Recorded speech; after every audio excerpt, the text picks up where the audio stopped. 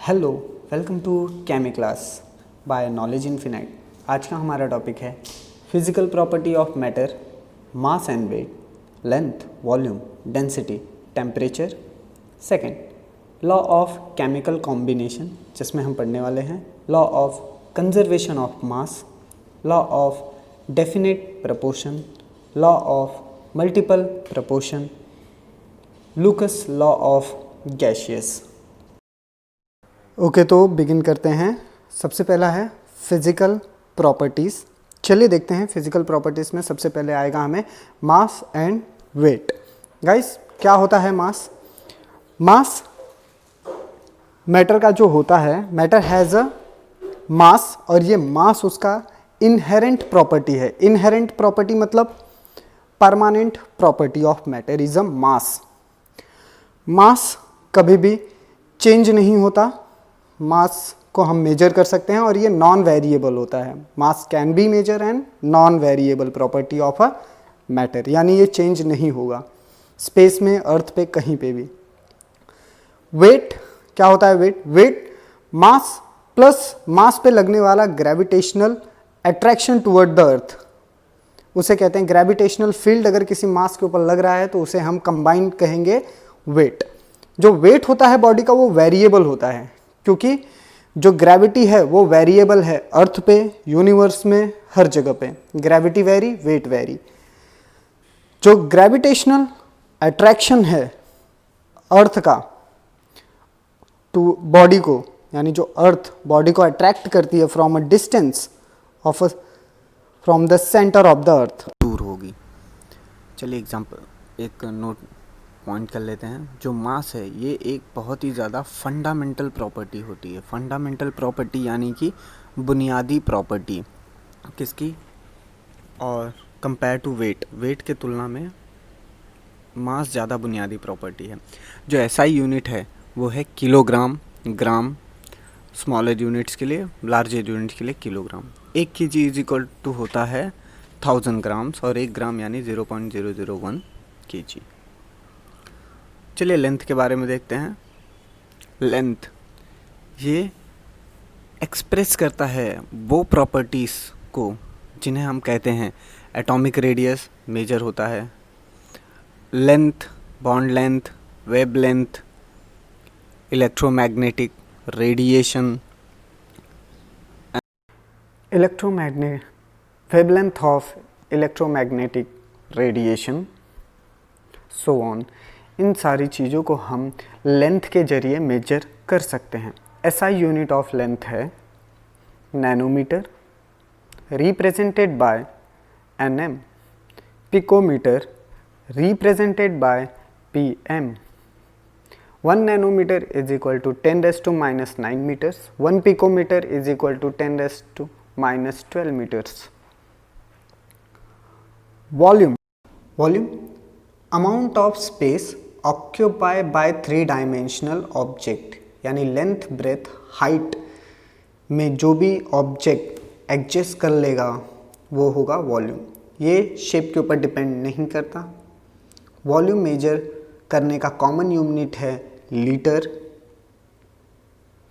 SI unit जो है volume का वो है m⁻³ metre cube. 1 liter is equal to 1 dm cube is equal to 1000 ml, which is equal to 1000 centimeter cube.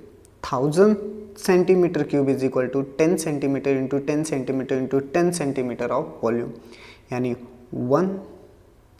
10 centimeter is equal to 1 dm. Now different glass apparatus का इस्तेमाल होता है major करने के लिए volume of liquid and solutions का। चलिए देखते हैं कौन से ग्लास apparatus का यूज़ हुआ है। Graduated cylinder, pipette, burette, volumetric flask. आइए देखते हैं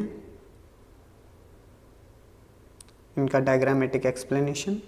ये है ग्रेजुएटेड सिलेंडर, ये उसके ऊपर कैलिब्रेशन मार्क जो इंडिकेट कर रहा है इसके वॉल्यूम। ये है 100 ml वॉल्यूम का graduated cylinder.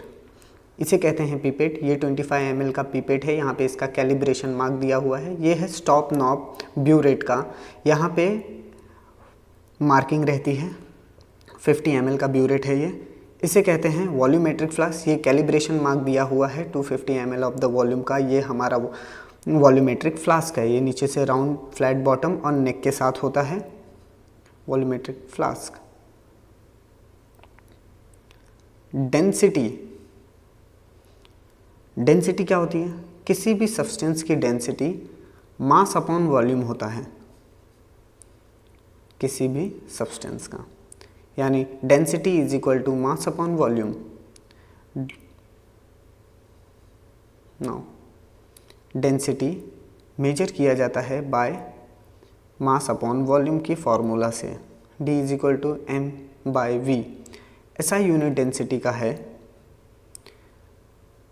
SI unit of mass divide by SI unit of volume, kg upon metre cube और kg पर मीटर क्यूब। सेकेंड जो CGS यूनिट है वो है ग्राम पर ml और ग्राम पर ml और ग्राम पर centimetre cube.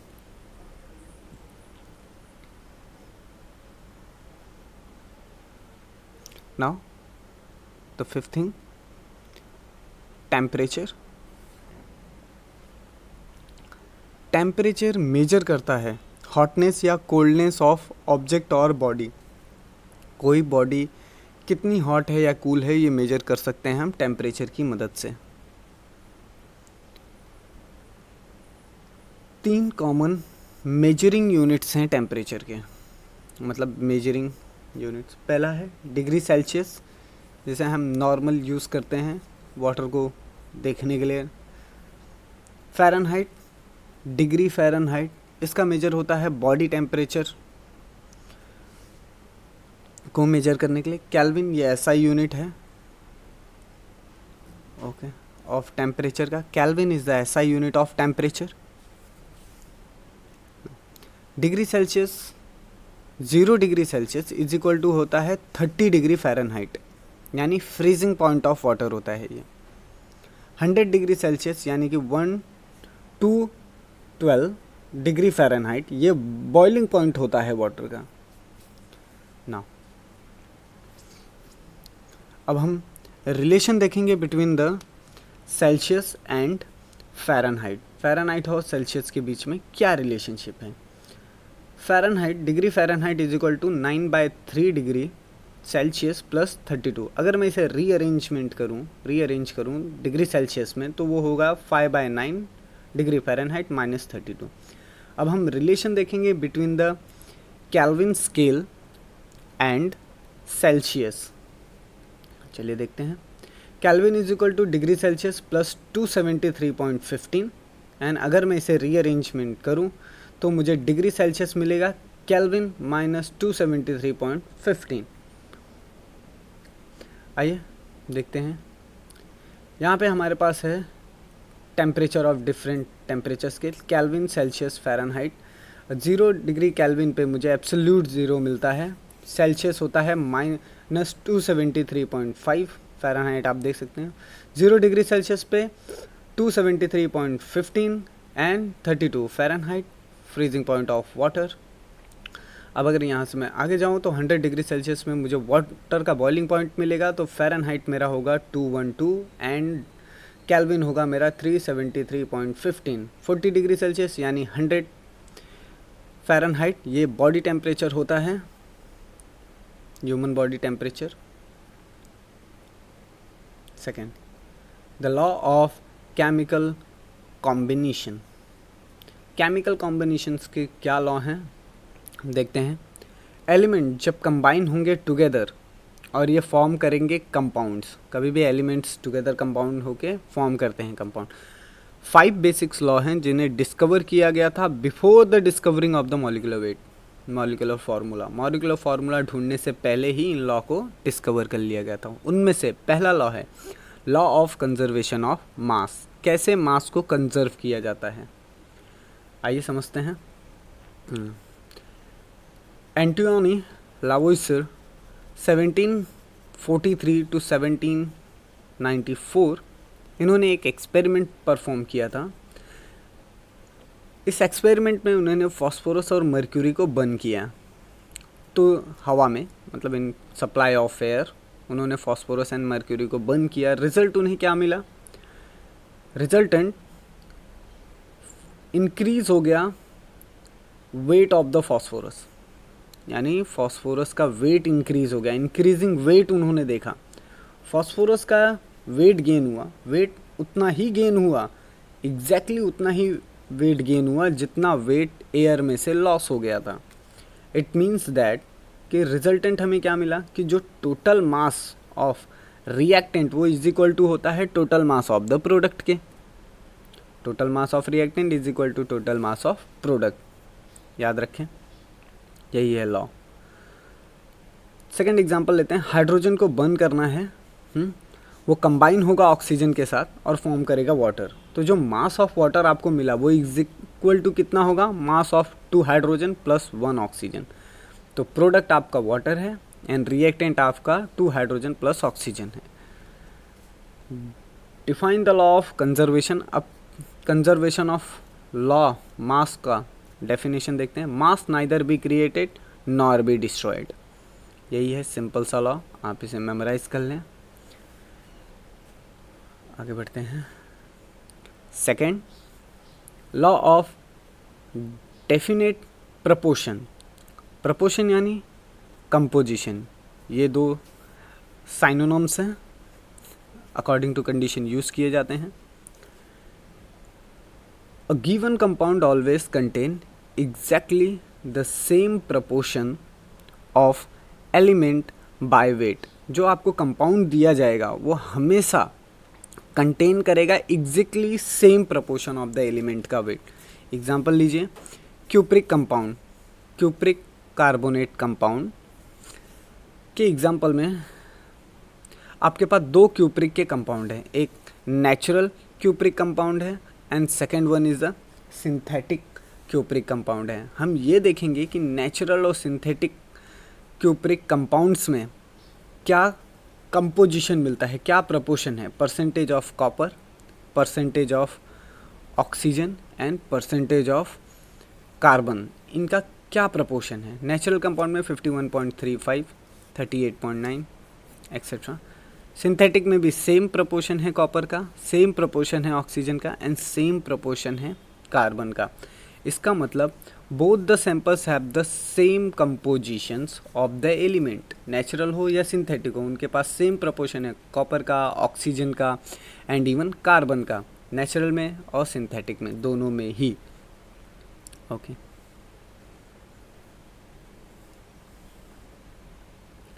Now third, law of multiple proportion. जब भी 2 एलिमेंट्स ए और बी ये फॉर्म करेंगे एक से ज़्यादा कंपाउंड, यानी ए बी मिलके एक से ज़्यादा कंपाउंड बना रहे हैं, तो जो मास है एलिमेंट बी का, ये जब कंबाइंड होगा गिवन मास ऑफ एलिमेंट ए से, तो ये हमेशा हमें क्या देंगे? एक रेशियो देंगे, जिस रेशियो को कहेंगे हम स्मॉल होल नंबर रेशियो। 2 या 2 से ज़्यादा, 2 और मोर एलिमेंट में फॉर्म मोर देन 1 कंपाउंड। कब? जब हम उनका चेंज कर देंगे कंपोजिशन। कंपोजिशन चेंज करने पे सेम एलिमेंट्स 2 या उससे ज़्यादा कंपाउंड्स बना सकते हैं। एग्जांपल लीजिए, hydrogen and oxygen forming 2 compounds. Hydrogen और ऑक्सीजन मिलके 2 कंपाउंड बना रहे हैं, पहला वाटर एंड दूसरा पैरोक्साइड, हाइड्रोजन पैरोक्साइड। कैसे? By changing their compositions. उनके कंपोजिशंस चेंज करके हम 2 अलग टाइप के कंपाउंड्स को ऑब्टेन कर सकते हैं। वाटर का कंपोजिशन है hydrogen 2 grams, oxygen 16 grams and H2O आपको टोटल 18 ग्राम्स मिला ऑफ द वाटर। अब यहाँ पे देखिए, हाइड्रोजन पैरोक्साइड के केस में 2 grams of hydrogen, 32 grams of oxygen and 34 grams of hydrogen peroxide.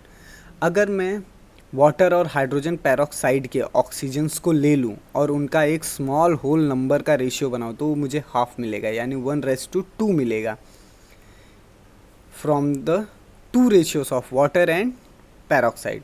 16 grams of oxygen, 32 grams of oxygen by water and peroxide. यह हम मुझे सिंपल रेशियो देते हैं 1:2. सेकेंड एग्जाम्पल लेते हैं बेटर अंडरस्टैंडिंग के लिए. नाइट्रोजन ऑक्सीजन से कंबाइंड हो रहा है और नाइट्रिक ऑक्साइड बना रहा है. Nitrogen 14 grams, oxygen 16 grams and nitric oxide is 30 gram. Second example लेते हैं. नाइट्रोजन कंबाइन हुआ ऑक्सीजन से, 14 grams of nitrogen combined with 32 grams of oxygen give nitrogen dioxide 46 grams. अब देखिए, जो दो ऑक्सीजन हैं, द टू ऑक्सीजन 16, ऑक्सीजन 32, ये हमें एक रेशियो देंगे जिसे हम कहेंगे small whole number ratio, that is half. कैसे? 16:32 आपको 1:2 मिल जाएगा. ओके, नाउ कुछ ऐसे अदर एग्जांपल्स जो हमें से रेशियो में प्रेजेंट करते हैं, जैसे monoxide carbon dioxide 1:2, sulphur dioxide sulphur trioxide 3:2 for oxygen only.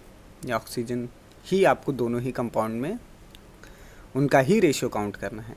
गैलोस्कस law of gaseous volume. चलिए आइए देखते हैं गैलोस्कस लॉ ऑफ गैशियस वॉल्यूम में क्या है. सबसे पहले हम डेफिनेशन देख लेते हैं.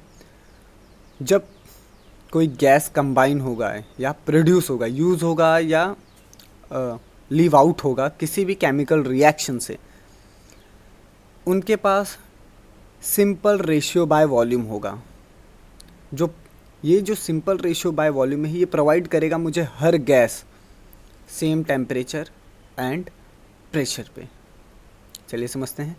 गैस ये कंबाइन हुआ, combine in the sense use हो गया किसी केमिकल रिएक्शन में, प्रोड्यूस यानी कि गिवन आउट हो गया किसी केमिकल रिएक्शन के ज़रिए. तो अब जो ये यूज़ हुआ है या गिवन आउट हुआ है, ये मुझे एक सिंपल रेशियो बाय वॉल्यूम में मैं इसका रिप्रेजेंटेशन कर सकता हूँ और ये मुझे हर गैस देगा at same temperature and pressure पे.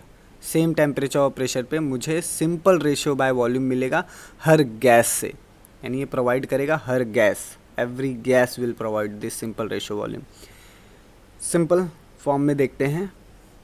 एक स्टैंडर्ड टेम्परेचर और प्रेशर कंडीशन में आपने हाइड्रोजन गैस 100 ml ले लिया, ऑक्सीजन गैस आपने 50 ml ले लिया, आपको मिलता है वाटर H2O लिक्विड 100 ml का. Okay, hydrogen oxygen and H2O 100 ml. इनका वॉल्यूम सिंपल रेशियो वॉल्यूम क्या आएगा? 2:1:2, क्योंकि हाइड्रोजन 2 वॉल्यूम है, ऑक्सीजन 1 वॉल्यूम है एंड अगेन वाटर 2 वॉल्यूम का है. Similar standard temperature and pressure condition में हम नाइट्रोजन गैस को 1 लीटर ले लेते हैं जिसका 1 वॉल्यूम है. यहाँ पे हाइड्रोजन ऑक्सीजन के वॉल्यूम्स. नाउ अब मैंने हाइड्रोजन ले लिया है 3 लीटर्स मेरे पास हाइड्रोजन है, यानी 3 वॉल्यूम का हाइड्रोजन है, जिससे कंबाइन होकर मुझे मिला अमोनिया गैस 2 लीटर्स यानी 2 वॉल्यूम का. अब इसका जो सिंपल रेशियो वॉल्यूम है वो होगा 1:3:2. गाइस ये काफ़ी इजी कंसेप्ट है, आप गो थ्रू करें. कुछ डाउट रहे तो कमेंट में पूछें. इसका रेफरेंस लिया गया है बाल भारती की chemistry text book 11th standard lesson number 1 से. Thank you for watching guys. अच्छा लगा हो तो लाइक करें, शेयर करें, सब्सक्राइब करें एंड कमेंट करें. कुछ डाउट या क्यूरीज हो तो कांटेक्ट करें. Thank you for watching.